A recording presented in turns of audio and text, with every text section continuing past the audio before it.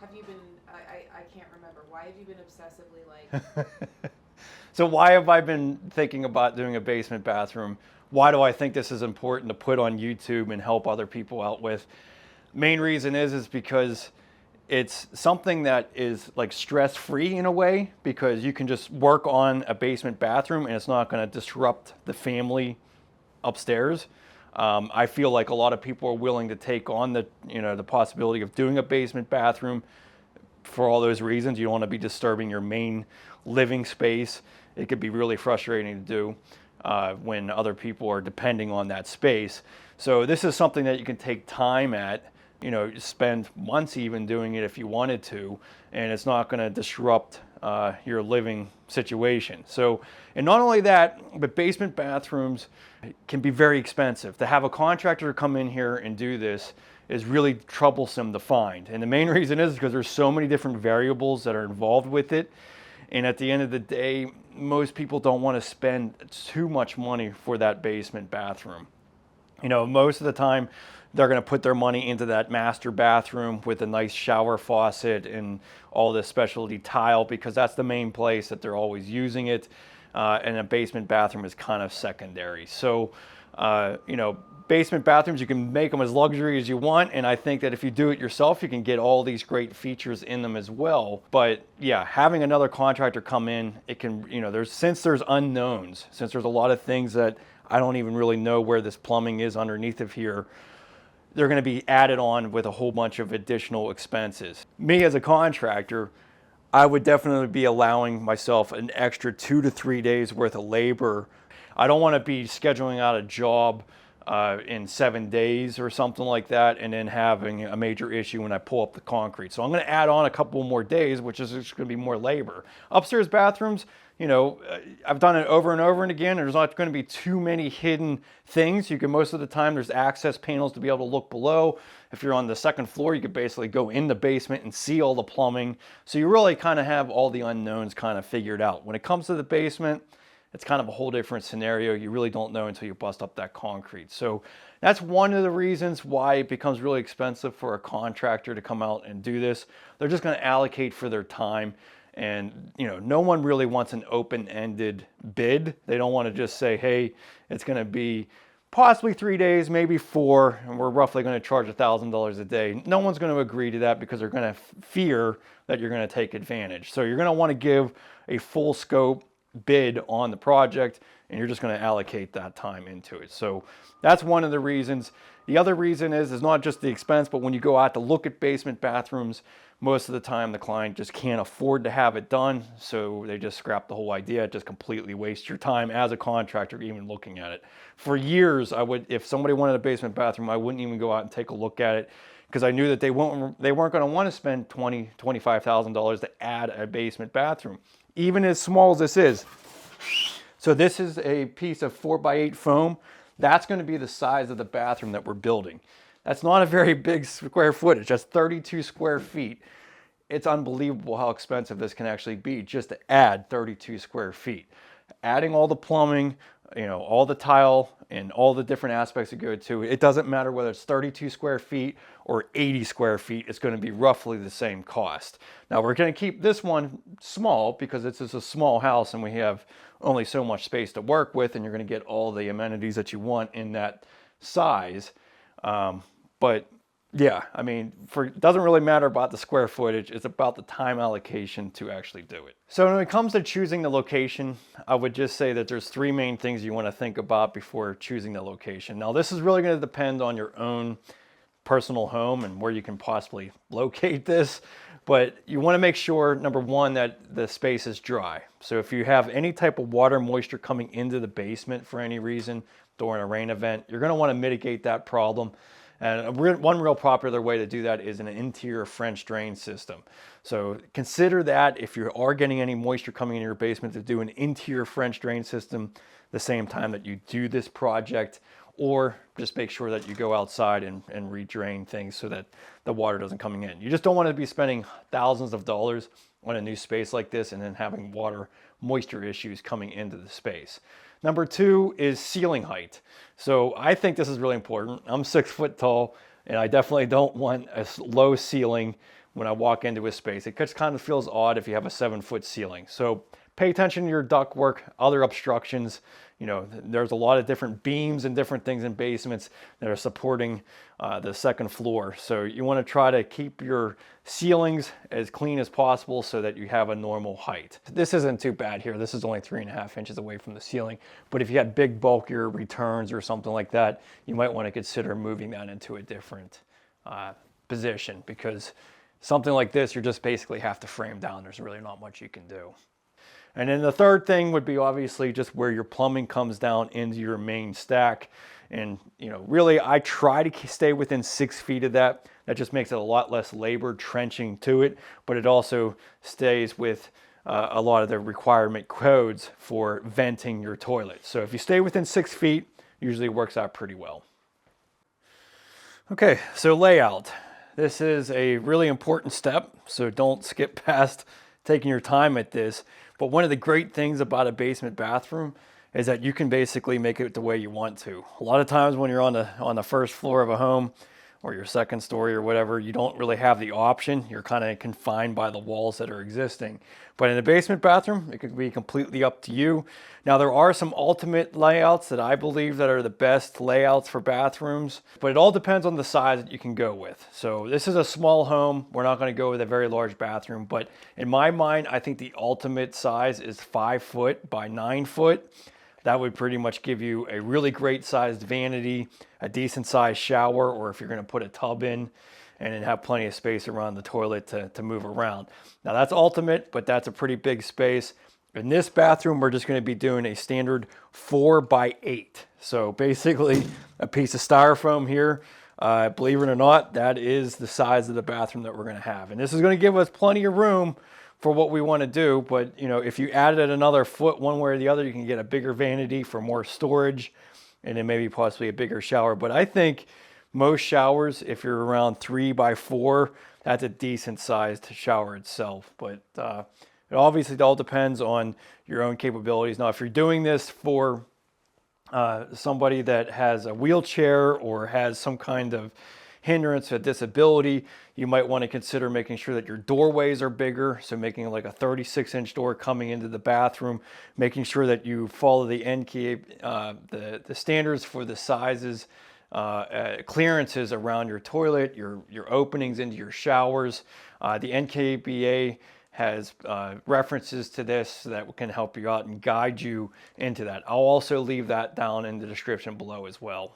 And the last consideration I'm making for this particular basement is the location of the door coming in, and then whatever might be future partitions, making a bedroom down here, something like that. So I want to be able to have the accessibility of the rest of the home to use the bathroom and not be captive within a bedroom. So what I want to do here in this particular situation is just be about 5 feet away from my stairwell, so that I have plenty of room to be able to get things in and out of here, but also provide the ability to come into this bathroom and then have a pretty decent sized bedroom. If they decided to create one, you could almost have a 12 by 15 bedroom. That's a pretty decent size. But I didn't want it to be captive. I wanted to make sure that it was accessible from the rest of the home. So with this is basically, it's kind of nice that it's 4 by 8 because I could just kind of plop this down and check to see exactly what's going to work. So let's just put our piece of foam down. Now I am going to be framing out this back wall. So we're going to, since this is the main stack here is all the way up against the wall here, we're going to frame this in. So we're just going to be using a 2x6 to frame up against this existing wall. So that's what that 2x6 there indicates. And we just want to make sure that we stay, you know, about 5 foot. So we're going to have a 2x6 wall here because my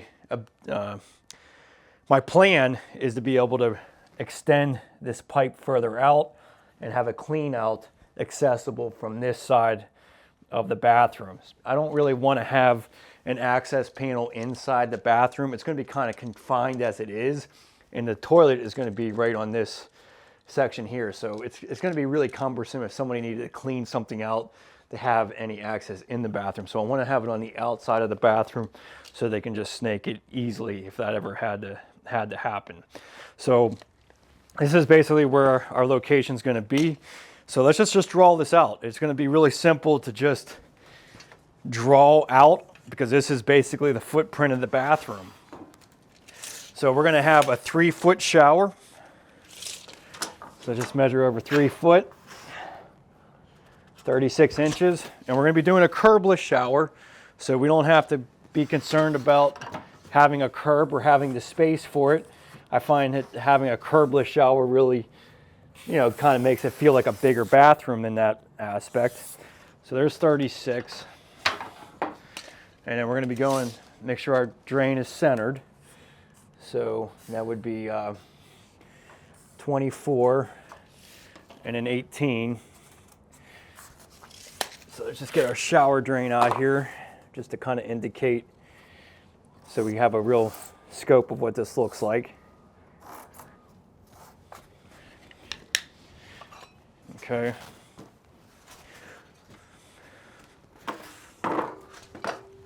And then from this side, so minimum code for a toilet to the edge of a room or a fixture is 15 inches. Now ideally 18 inches is the way to go. It gives you a lot more elbow room on either side. And if you were having, if somebody was handicapped or had any type of issue, you're going to want to have grab bars on the other side. I would definitely go with the 18 inches, stay within the National Kitchen and Bath Association recommendations. So 18 inches if you're going to have any type of accessibility issues. And that's where you might want to extend the bathroom out to be a little bit wider. So if this is an 8-foot bathroom, you might want to make it 9 foot so that you have that ability. But we're going to be going the minimums here just because we're going to keep it small. So 15 inches is going to be the center of our toilet. And we're going to be coming off the back wall 12 inches. So 12 and 15. So we'll just mark this as our toilet flange. So that's where our toilet is. Now generally, most toilets protrude out from the edge about 26 inches. So you can imagine that this would be the toilet bowl coming out. Something like that. This is not very delicate, but the main point is where my actual drain is going to be. But this gives us about 21 inches to the front of your toilet. So a 4-foot room does give you the minimum clearance that you want in front of a fixture. So 21 inches in front of the toilet will work. Now let's go over 15 from this. So 15, so basically 30 inches. Just measure over 30 inches. So this is going to be the edge of my fixture. So a vanity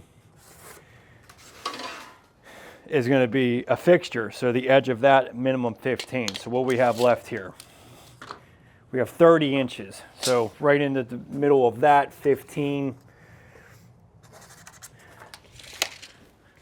So this will be the center of our vanity. So this is the center line of our vanity. And our vanity is really only going to be 24 inches. So 12, 24. So it gives us about 3 inches on either side. So we'll actually have our 18 inches to the edge of our vanity on this side of the toilet and have a little bit of space between the shower doors and where this vanity is. So that really pretty much sums up our location. Now we're going to have, this is going to be kind of our freestanding vanity, 18 inches. So this is kind of where it's going to be coming out. But being able to draw this out and really get a visual reference really is kind of nice and gives you a real ability to see what things are going to look like. So let me just draw out our vanity so that we can really see it here.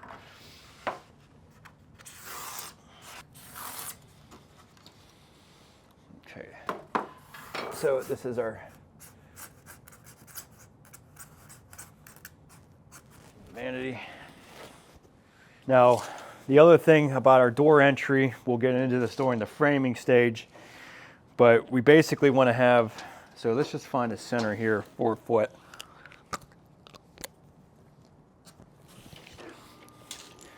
We really wanted to have a pocket door, because a swinging door in this scenario is not going to really work out very well. It's going to crowd the space, especially an in-swinging door.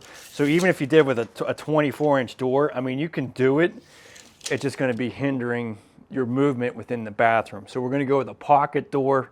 That's going to allow you to be able to just slide the door open and have plenty of space inside. One other consideration that I would say is if this is for accessibility purposes, if somebody's disabled, you definitely might want to consider either having the door swing out or doing a pocket door as well. Having a door swing into the bathroom can be problematic for some of the elderly. If they fall against the door, it's hard to get into the door to help them. So consider having an out swinging door or a pocket door so that you'll be able to easily get in and help somebody. When I come into the bathroom, I didn't want the toilet being seen within the view of the opening. So I really did kind of want to provide some space, because what we're going to do is have our 3-gang box of switches. So we slide the door open and you'll be able to turn on the switches here. We'll also have our thermostat for our heated flooring on this side. So if this is our door opening, I think that'll work out well, because then we'll bring our slider door. Yeah, we're basically going to be 26 inches from here. So this is where the door is going to slide in behind the shower opening. Yeah, 24. We might want to bring this over 30 inches. Just stay away from the toilet altogether. So 24. Yeah, so this would be 40. 50.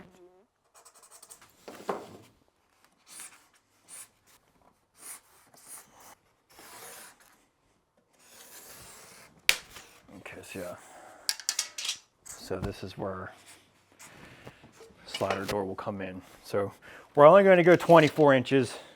I wanted to keep this opening, you know, since it is a small bathroom, it's going to be pretty small. But if you're going to be doing anything that needs accessible, I'll go with 36 inches. Maybe even a 30-inch door would be a more common size for a lot of ways. Because, I mean, you're going to have a 24-inch door here, 24-inch door going into the shower. I mean, what's the point of having a bigger door? We're replacing this. Yeah. Okay, so again, being able to mask, you know, like obviously this is a 4x8 sheet of foam. So this kind of made it kind of easy. You can just draw on it really easily. But if you're in your basement, definitely recommend using some masking tape and just kind of laying it out, getting a good feel for it, and then you can kind of really evaluate what you want. So, but it's definitely nice. Basement bathrooms is kind of whatever your imagination is, you can just pretty much create and be able to visualize what it's going to be. So this is going to be our layout. So let's get started with the next processes, which is busting out this concrete and seeing how to configure this with our plumbing.